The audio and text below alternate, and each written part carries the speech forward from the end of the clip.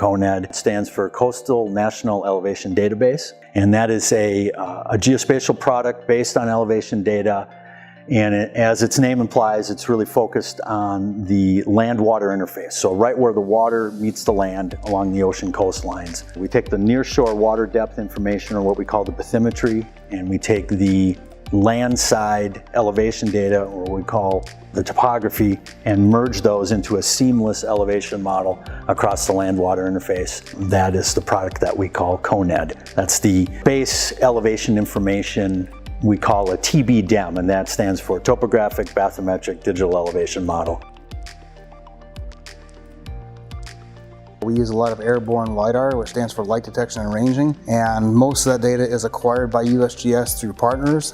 It's airborne based. Roughly 38% of the coast is covered by airborne LiDAR. Along the coast we have many years of repeat coverage of LiDAR to help us make these integrated models.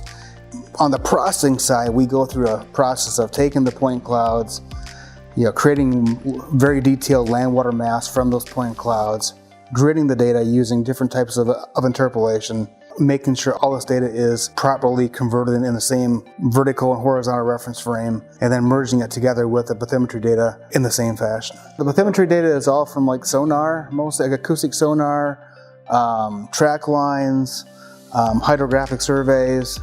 But we also have recently explored using bathymetry from satellite data. So satellite-derived bathymetry from Landsat 8 and also WorldView 3, where we can correlate the radiance values from the satellite with actual water depth information.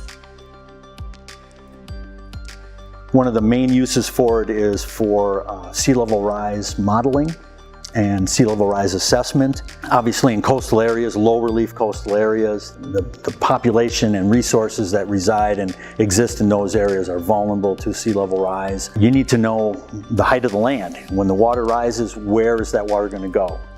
It's going to go in certain places, it's not going to go in certain places. So these coastal elevation models are very useful for that.